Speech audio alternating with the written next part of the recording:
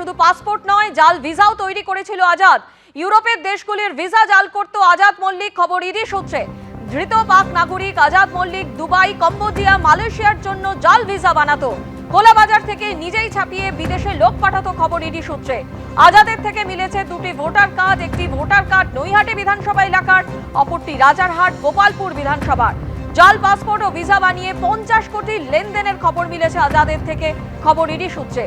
তাহলে কি কোনো স্লিপার সেলের সদস্য হিসেবে কাজ করছিল পাক নাগরিক আজাদ? জাল নথি দিয়ে ভারতীয় পরিচয়পত্র বানিয়ে দেবার পেছনে উদ্দেশ্য কি? আজাদের হাত ধরে আরো কোনো পাক নাগরিক এ রাজ্যে নাম পাল্টে লুকিয়ে নেই তো? আপনারা জানেন যে 15ই এপ্রিল পাসপোর্ট জালিয়াতি কাণ্ডে বিরাটি থেকে গ্রেপ্তার করা হয় আজাদ মল্লিককে। এই আজাদ মল্লিকের থেকেই কিন্তু একাধিক তথ্য সম্পর্কে, আজাদ মল্লিক সম্পর্কে একাধিক তথ্য ইতিমধ্যেই উঠে আসছে। ইডি সূত্রে যে খবর পাওয়া যাচ্ছে যে শুধু পাসপোর্ট নয়, জাল ভিসাও তৈরি করেছিল আজাদ। ইউরোপের দেশগুলির ভিসা জাল করত আজাদ মল্লিক, এমনই খবর ইডি সূত্রে। টেলিফোনে রয়েছেন আমাদের প্রতিনিধি প্রকাশ সিনহা। প্রকাশ, একাধিক গুরুত্বপূর্ণ তথ্য এই আজাদ মল্লিক সূত্রে আজাদ মল্লিক সম্পর্কে উঠে আসছে ইডি সূত্রে, আর কি জানতে পারছো? দেখো, তুমি জানো যে ইডি আধিকারিকরা আজাদ মল্লিককে যেদিন গ্রেফতার করেছিলেন এবং প্রথম দিন তাকে যখন ইডি স্পেশাল কোর্টে তোলা হয়েছিল, তখন ইডির তরফে দাবি করা হয়েছিল যে একটা পাসপোর্ট, ফেক পাসপোর্ট র্যাকেট রয়েছে, হাওয়ালা লিঙ্ক রয়েছে, এবং রেখেই আজাদ মল্লিককে গ্রেফতার করা হয়েছে। পরে যেটা জানা যায় যে সে হচ্ছে পাকিস্তানের নাগরিক এবং তার মোবাইল ফোন থেকে একাধিক নথি পাওয়া যায়।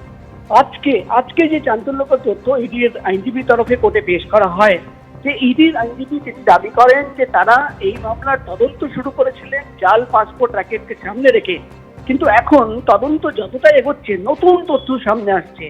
আজকে যে বিস্ফোরক তথ্য পেশ করা হলো ইডির তরফে, সেখানে বলা হচ্ছে যে শুধুমাত্র জাল পাসপোর্ট নয়, যে ভিসা তৈরি করা হতো, ফেক ভিসা ম্যানিপুলেট করা হতো এবং ভিসা ট্যাম্পারিং করা হতো।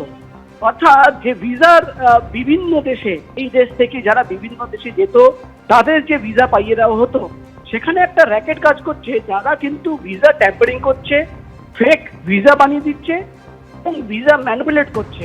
অর্থাৎ গোটা তদন্ত যে এতদিন ধরে কিন্তু হাওয়ালা লিঙ্ক এবং পাসপোর্ট র্যাকেটের তদন্ত চলছিল, এবার কিন্তু যে বিস্ফোরক তথ্য ইডি তরফে পাওয়া যাচ্ছে, তারা যেটা কোর্টে দাঁড়িয়ে দাবি করছেন যে তদন্ত করতে গিয়ে জাল ভিসা তৈরি করার একটা র্যাকেট সামনে এসছে, যেখানে কিন্তু এই পাকিস্তানি নাগরিক আজাদ মল্লিকের একটা ইনভলভমেন্ট থাকতে পারে এবং সেটা তদন্ত করার জন্যই তারা জেলে গিয়ে আজাদ মল্লিককে জেরা করতে পান, এমনই আবেদন কিন্তু ইডি তরফে আজকে জানানো হয়েছে। ধন্যবাদ প্রকাশ। লস্কর কমান্ডারকে সন্ত্রাসবাদী না বলতে গিয়ে নিজেদেরই জালে পাকিস্তান। সন্ত্রাসে মদদ, জঙ্গিদের শহীদের সম্মান, ফের পাকিস্তানের পর্দাফাঁস। মাসুদ আজাহারের জামাই মোহাম্মদ ইউসুফ আজাহারের শেষকৃত্যে লস্কর কমান্ডার আব্দুল রউফের সঙ্গে শেষকৃত্যে হাজির ছিলেন পাক সেনা কর্তারা। লস্কর কমান্ডারকে সন্ত্রাসবাদী নয় বলে দাবি পাক সেনার। মার্কিন নিষেধাজ্ঞার লিস্টে সেই লস্কর কমান্ডারেরই নাম। পাকিস্তানের দেওয়া আইডির সঙ্গে মার্কিন আইডি ম্যাচ। প্রমাণ দেখাতে গিয়ে জঙ্গির ন্যাশনাল আইডি প্রকাশ করল পাক সেনাই। লস্কর জঙ্গির আইডি, ছবি ও নম্বর প্রকাশ করে পাক সেনাই বিপাকে। জৈশের হয়ে অস্ত্র প্রশিক্ষণ দিত মোহাম্মদ ইউসুফ আজাহার। IC 814 কান্দাহার বিমান অপহরণ মামলায় মোস্ট ওয়ান্টেড ছিল মোহাম্মদ ইউসুফ আজাহার।